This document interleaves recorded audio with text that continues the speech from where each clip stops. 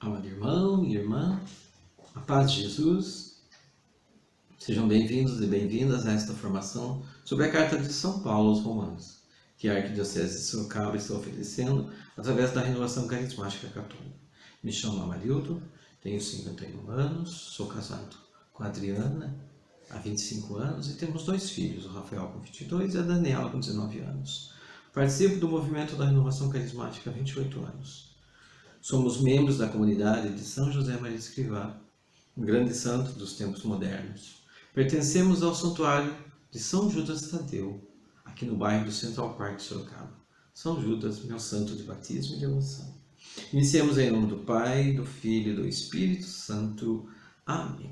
Que possamos estar abertos à esta ação poderosa de um Deus que é um Pai todo-poderoso e amoroso. Que Jesus, nosso Senhor, nos reserve ao seu lado na salvação. Que o vento impetuoso do Espírito Santo sopre sobre sua vida, sobre a minha vida, sobre os seus e os meus pensamentos neste dia. E que o amor de nossa querida Mãe Maria esteja no meu e no seu coração. Amém. Aleluia. Hoje, partilhando sobre o capítulo 2 da carta de São Paulo aos Romanos, que vem nos falar sobre a cólera de Deus contra os judeus e da culpa dos judeus e dos gentios. Algumas informações sobre esta carta. Paulo escreve aos Romanos porque havia uma necessidade, um conflito. A comunidade estava dividida entre judeus que aceitaram Jesus como Messias, a salvação pela lei e obras, e os gentios, os gregos, que aceitaram a salvação pela fé. Não era um conflito racial, e sim religioso. Nós vemos no capítulo 1, Paulo vem anunciando que Deus condenou o comportamento permissivo e pervertido dos gentios, daqueles que não eram parte do seu povo escolhido. O ensino de Paulo realmente é muito duro.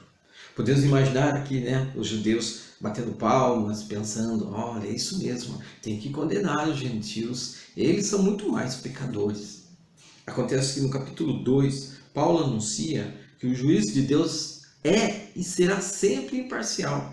Todos serão tratados por igual. E que os judeus, por conhecerem mais de perto a vontade e o projeto de Deus, são indesculpáveis.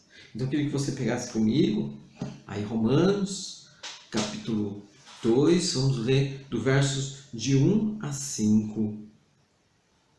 Assim é inexcusável, ó homem, quem quer que sejas, que te arvores em juiz. Naquilo que julgas a outrem, a ti mesmo te condenas, pois tu que julgas, fazes as mesmas coisas que eles. Ora, sabemos que o juízo de Deus contra aqueles que fazem tais coisas corresponde à verdade. Tu, ó homem, que julgas os que praticam tais coisas, mas acometes também, pensas que escaparás ao juízo de Deus? Ou desprezas as riquezas da sua bondade, tolerância e longanimidade, desconhecendo que a bondade de Deus te convida ao arrependimento, mas pela tua obstinação e coração impenitente vais acumulando ira contra ti para o dia da cólera e da revelação do justo juiz. Veja, Paulo analisa aí as atitudes dos judeus. E ele é mais severo ainda, mostra que eles não têm força moral para julgar os gentios. Por terem recebido a revelação e conhecerem a vontade de Deus, apesar disso, o que eles fazem? Vivem praticando como os pagãos, como os gentios. O seu julgamento, então, amados, será muito mais rigoroso. Vamos ao 6. Que retribuirá cada um segundo as suas obras. A vida eterna aos que, perseverando em fazer o bem, buscam a glória, a honra e a imortalidade. Mas ira e indignação aos costumazes, rebeldes à verdade e seguidores do mal. Tribulação e angústia sobreviverão a todo aquele que praticar o mal. Primeiro aos judeus e depois ao grego, mas glória, honra e paz a todo que faz o bem. Primeiro aos judeus e depois ao grego, porque diante de Deus não há distinção de pessoas. Veja, não adianta professar a fé com palavras, ideias, porque Deus, ao julgar, leva em conta as suas ações e práticas, e Deus não faz distinção de pessoas. Vamos acompanhar agora do 12 ao 24, um pouquinho longo, mas é importante que a gente leia. Todos os que sem a lei pecaram, sem a aplicação da lei, perecerão. E quantos pecaram sob o regime da lei? Pela lei serão julgados. Veja o capítulo 13. O versículo 13. Porque diante de Deus não são justos os que ouvem a lei, mas serão tidos por justos os que praticam a lei. Os pagãos que não tinham a lei, fazendo naturalmente as coisas que se dão na lei, embora não tenham a lei, a si mesmos servem da lei. Eles mostram que o objeto da lei está gravado nos seus corações, dando-lhe testemunho na sua consciência, bem como os seus raciocínios, com o qual se recusam ou se excusam mutuamente. Isso aparecerá claramente no dia em que, segundo o meu evangelho, Deus julgar as ações secretas dos homens por Jesus Cristo. Mas tu, que és chamado judeu, e te apoias na lei, e te glorias de teu Deus, tu que conheces a sua vontade, e é instruído pela lei, sabes aquilartamente a diferença das coisas. Tu ufanas, se guia dos cegos, luzeiro dos que estão nas trevas, doutor dos ignorantes, mestres dos simples, porque encontras na lei a regra da ciência e da verdade. Tu que ensinas aos outros, não te ensinas a ti mesmo. Tu que pregas que não se deve furtar, furtas. Tu que dizes que não se deve adulterar, adulteras. Tu que abominas os ídolos, pilha os seus templos. Tu que te glorias da lei, desonra a Deus pela transgressão da lei. Porque assim fala a Escritura, por vossa causa o nome de Deus é blasfemado entre os pagãos. Veja, Paulo mostra que a situação dos pagãos e gentios é igual. Os judeus serão julgados pela lei porque a conhecem. Os gentios serão julgados pela sua consciência. Nos versos 3, veja aqui, eu vou até repetir de novo. Porque diante de Deus não são justos os que ouvem a lei, mas serão tidos por justos os que praticam a lei. Veja, um exemplo, um juiz justifica o inocente quando o absolve de acusações sem prova. É a mesma coisa perante Deus. Esse termo recebe grande significação teológica quando Deus é aquele que justifica. Principalmente nos escritos de Paulo, nós vemos que essa adequação tornou-se possível com a morte de Cristo, que nos libera do pecado pelo dom gratuito da graça. Veja, essa graça para nós é recebida por meio da fé e ocorre no nosso batismo, quando Deus absolve o pecador. E Ele também o adota como um de seus próprios filhos, tornando-o herdeiro da vida eterna. Gente, isso é muito lindo, é muito amor de Deus. Nós somos absolvidos dos nossos pecados e ao mesmo tempo somos adotados como seus próprios filhos, tornando herdeiro da vida eterna. Guarde isso no teu coração. Então, amados, não basta conhecer a lei, é importante fazer o que a lei manda. Muitos gentios não conhecem a lei, mas na prática faziam o que a lei pede. Por isso são melhores que os judeus que não conhecem a lei, que conhecem a lei, mas não a praticam. Veja nos versos 24, no 23, 24. Tu que te glorias da lei, desonra a Deus pela transgressão da lei, porque assim fala a Escritura, por vossa causa o nome de Deus é blasfemado contra os pagãos. São essas atitudes que têm até mesmo desmoralizado Deus diante da humanidade. Então agora pegue comigo somente esse primeiro versículo 25. A circuncisão, em verdade, é proveitosa se guardares as leis, mas se fores transgressor da lei, serás como tua circuncisão, o mero incircunciso. Veja, para nós entendermos esses versículos, e depois na sequência até ao 29, os judeus eles dividiam a humanidade em dois grupos, eles mesmos e os não-judeus.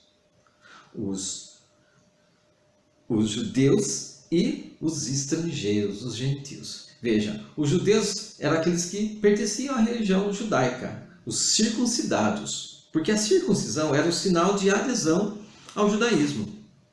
E os gentios eram, portanto, todos aqueles que não eram circuncidados e não pertenciam à religião judaica, não eram membros e não faziam parte. Na época de Jesus e seus apóstolos, o judaísmo havia se tornado uma religião extremamente introvertida, fechada, exclusivista. Os judeus se recusavam a entrar em contato com os gentios, se recusavam a entrar na casa, sentar à mesa, comer com os gentios, alegando que provocaria contaminação. Vemos aí o julgamento humano.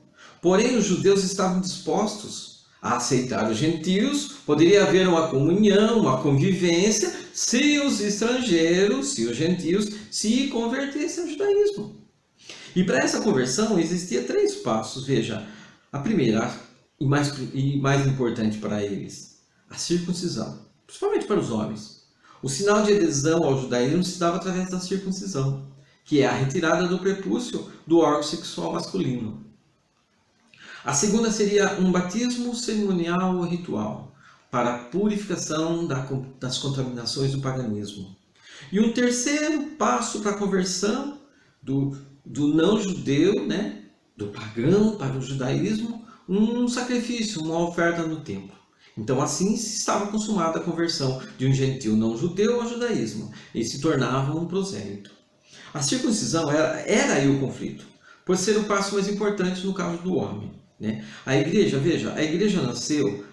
cristã nasceu entre os judeus. Todos os primeiros cristãos, os primeiros fiéis, eram judeus.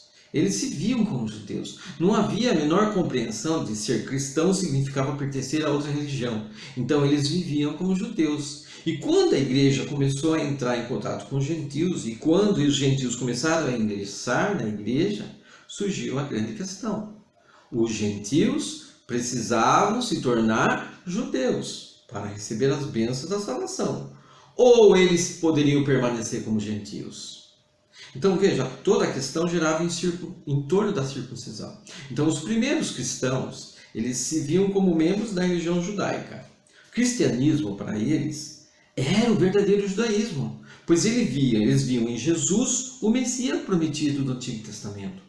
Para os primeiros cristãos de origem judaica, nenhum gentio poderia ter acesso a Deus se não se tornasse um judeu. Então essa era a mentalidade judaica na época. E aí nós temos 2 problemas com essa alegação desses cristãos judeus. O exclusivismo judaico. Era como se Deus estivesse excluindo umas pessoas. É como se o status da pessoa fosse importante no processo da salvação. Veja, se você é judeu, está tudo bem. Se não é, tem que se tornar judeu, se converter ao judaísmo. E como resolver essa questão? Então a igreja se reúne no Concílio de Jerusalém, em Atos dos Apóstolos, capítulo 15, né? E aí, nas discussões, a situação foi favorável ao Evangelho de Paulo. Os gentios foram isentados da circuncisão. Então, concluindo, amados, Paulo volta a sua pena contra os judeus, assim como para os gentios. Para os judeus não adianta se esconder na circuncisão, porque não se obedecem à lei, a circuncisão, se não obedecem à lei, a circuncisão de nada vale, nada serve. Quem é judeu de fato? É circuncidado de verdade? É claro que não é judeu somente por fora, é circuncidado no corpo. Pelo contrário, o verdadeiro judeu é aquele que é judeu por dentro. A circuncisão e a lei, ela só tem valor quando de fato são sinais de justiça e retidão. O que importa é o senso de justiça e fidelidade a Deus, numa prática de vida. A circuncisão física era o sinal visível da aliança de Abraão e o rito de iniciação para o ingresso na família de Israel. A circuncisão do corpo aponta para uma necessidade mais profunda, a de circuncidar o coração, consagrando a Deus, para que Ele venha talhando as suas inclinações, as nossas inclinações de rebeldia, nossas inclinações ao pecado. Então Deus precisa circuncidar o nosso coração, o coração do homem, né? E Deus circuncida o coração dos fiéis no batismo. Então aquele que tem o coração circuncidado, essa é a coisa que o Espírito de Deus faz e que a lei não pode fazer. Amados, qual é a grande lição de tudo isso que nós lemos no capítulo 2? Em Cristo, a circuncisão deixa de ser exterior e passa a ser interior, deixa de ser física e passa a ser espiritual. Em Filipenses 3, vem essa conclusão. Cuidado com esses mutilados, cuidado com os circuncidados, porque os verdadeiros circuncisos somos nós, que prestamos culto a Deus pelo Espírito de Deus e pomos nossa glória em Jesus Cristo e não confiamos na carne. Que nesta formação, que nesta carta de São Paulo aos Romanos, nós possamos abrir mesmo o nosso coração para que Deus venha trabalhando as nossas imperfeições, que venha trabalhando em nossos corações, todas as vontades, desejos de sermos santos, de sermos próximos daquilo que Deus quer para cada um de nós. Deus seja louvado. Que o Senhor te abençoe e te guarde, que o Senhor te mostre a sua face, que o Senhor volva o teu rosto para ti e te dê a paz. Nós continuamos reunidos em nome do Pai, do Filho e do Espírito Santo. Amém.